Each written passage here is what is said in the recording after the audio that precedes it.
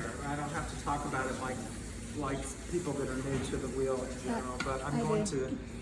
to, maybe I'll do some of that talk because you never know. So plates, it's really interesting because when I became in pottery world and wheel throwing world, I avoided making plates because I thought I'm more interested in the upward motion of generating form against gravity and the centrifugal force. And to me, plates seemed like they would be too easy and kind of not interesting. Then when I finally got around to learning about plates, I could not get it. There's something about a different kind of control. You're going with gravity and you're going out with centrifugal force, but it requires a different amount of control. It's not just a free-for-all, you know what I mean? So it took me a long time. But there are things to think about these flat forms. And so I would say for a dinner plate, usually it's around 5 pounds or in that range. I mean, it depends on the specifics. So I always weigh the clay, especially when I'm making multiples. Okay, this is going clockwise.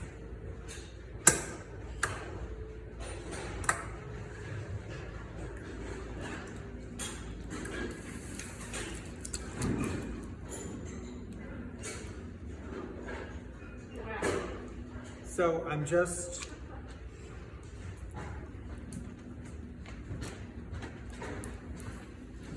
the centering, everybody would describe it differently. You've got two forces. The only force you really can influence is the centrifugal force. Gravity's constant, right?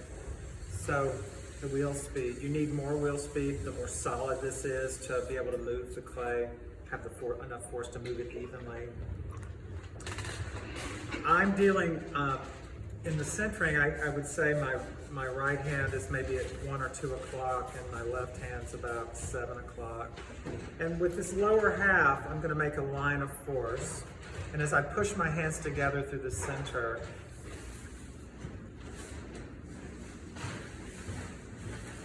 and slowly, the touch gradates as this becomes a cone at the top, there's less pressure. I'm tilting this forward and clockwise, which is counter to the way the force is, to push it down, and this is pressing in. Equal and opposite pressure, or we'll center the clay material. Okay. So once I get a lower centered mound,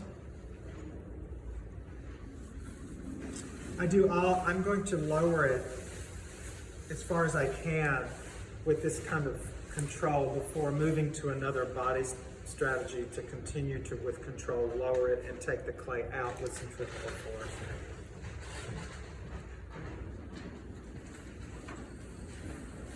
So everybody will do something different, but what I do is I create a kind of a triangle where my elbows, obviously the elbows are a point of bracing to allow for you to stay centered, to stay strong, to have the clay stay centered in the space between your hands. So bracing is something I'm always sort of making sure is in place before I begin touching this. So my elbows always need a location. I'm going to put them right here on my side. And then I'm going to, as I'm pressing down and pushing out to continue to lower this part of my hand is pressing in so this doesn't go off center. It's equal and opposite.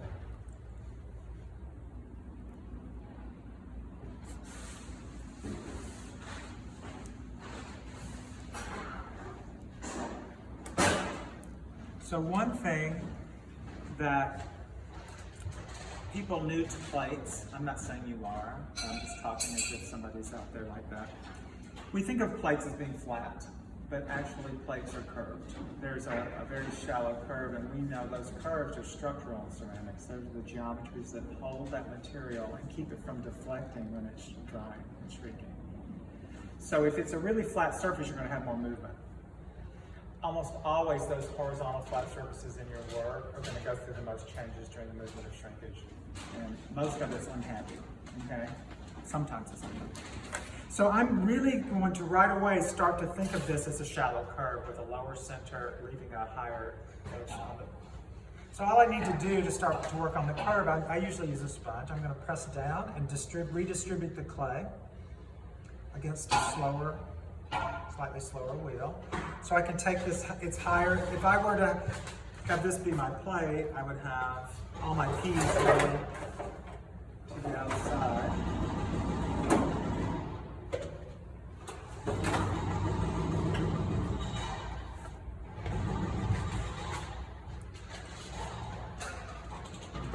So I'm just thinking about the nature of this curve.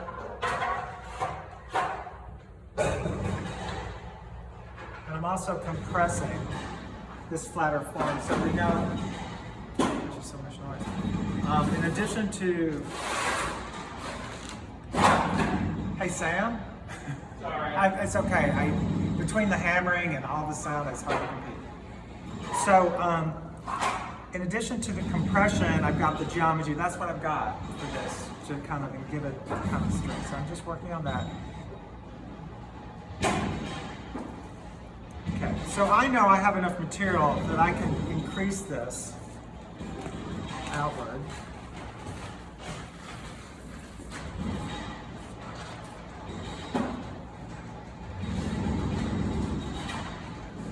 So I usually, after a little bit of this, kind of fine tuning and distributing and moving it out, I want to do some physical tests for thickness before I make decisions about what's next.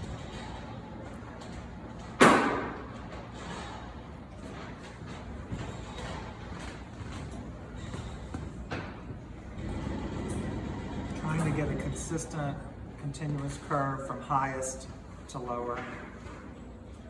Really. Question?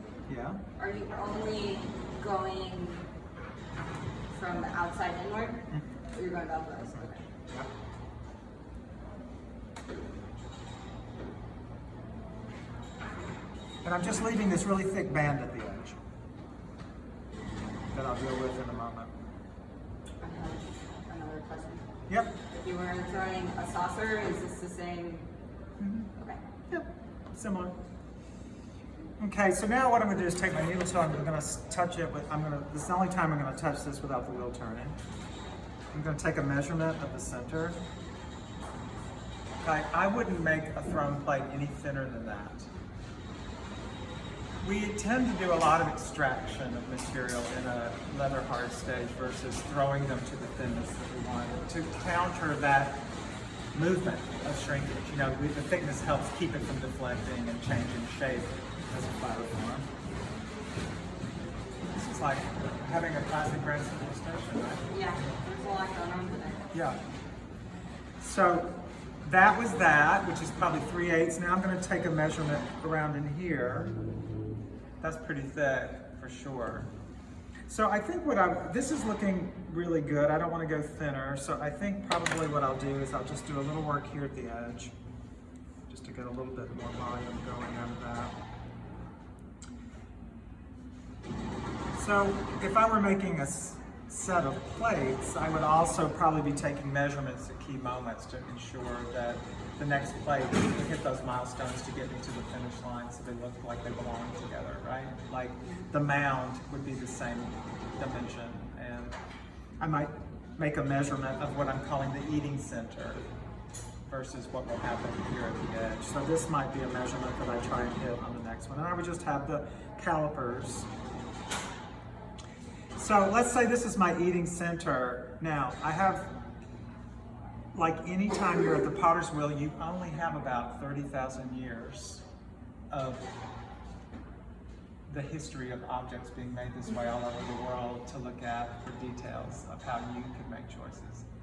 So, generally, plates could be a continuous curve from rim to rim, like a bowl, but only very shallow with an unbroken curve. Or, more commonly, I think, or pretty common, is a continuous curve of the shallow curve of the eating center, and then a rim that's separate, okay? So I'm gonna do a separate rim. That's what I'm doing. So what I'm gonna do is, I'm going to get access to this clay I've been distributing at the edge that's thick, and I'm going to just do that by pushing in to make a groove to lift up so I can get access to it. So now I can really grab it and manipulate it and throw it. I'm going to go in and I'm going to distribute this really thick clay vertically before I take it out horizontally. We're always in the business of getting vertical distribution before we take it out with no support and have gravity acting on it. If it's too thick and it goes out, gravity's going to collapse it, right? So first vertical and then horizontal. So I'm going to hold it with 2 fingers, let's say, worth. It's more of a firm receiving, and then I'm going to push in and up.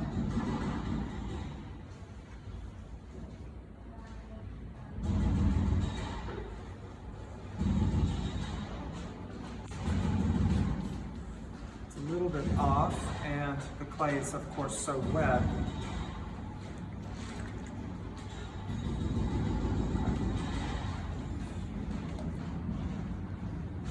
I might use this to help dry the, well, let's see.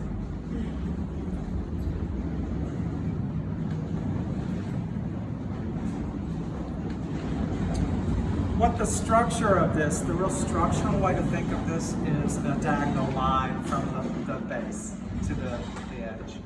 Curves are shaped around diagonal lines.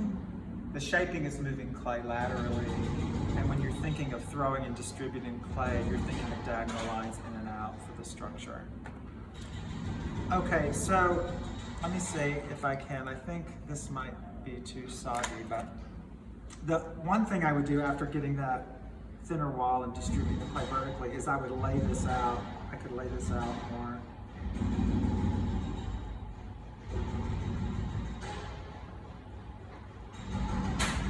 Horizontally.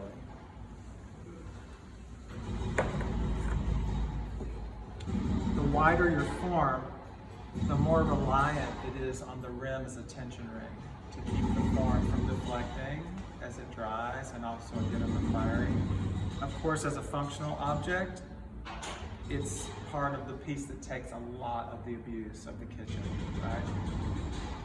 And the shape of it, if you're glazing the plate, as a functional plate would normally be considered with glaze, if this has a sharp edge, like a squared off, that thin amount of clay at the edge will have a limited capacity to hold glaze, so it'll be very rough usually. So I think about the shape, I think about, that's all stuff I can be doing now. I might also if this gets any more horizontal, right? I could let this stiffen and come back and probably lay it out even further with this newfound structure of dryness.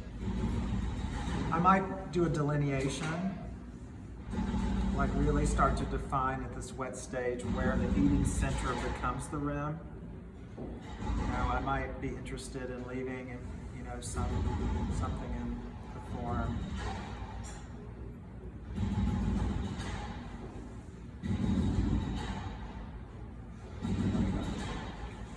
So this is a little bit bigger than most dinner plates, although from wet to our cone 6 firing is probably a 12% shrinkage. So if you're in the business, if you're really in the down and dirty of the concerns of making functional dinnerware, you'd probably want to really get tied into exactly how much shrinkage to expect so that your pieces could match your vision of how they will function at the dinner table. So to process this away, I would just use the scoopy end of this angled wood tool. I need as much of that extra thickness right now to support this extension until it gets drier. So I'm just going to make a groove of space right next to the bat that will allow my wire to find a place right next to that removable bat surface. So when I cut it, I don't come up through the form. The more flat horizontal surface, the easier it is to come up as you're removing it. Sometimes you need to really take off the splash pans. Let's see. So slow wheel, I'm pulling it taut, and then I'm just releasing it from the bat.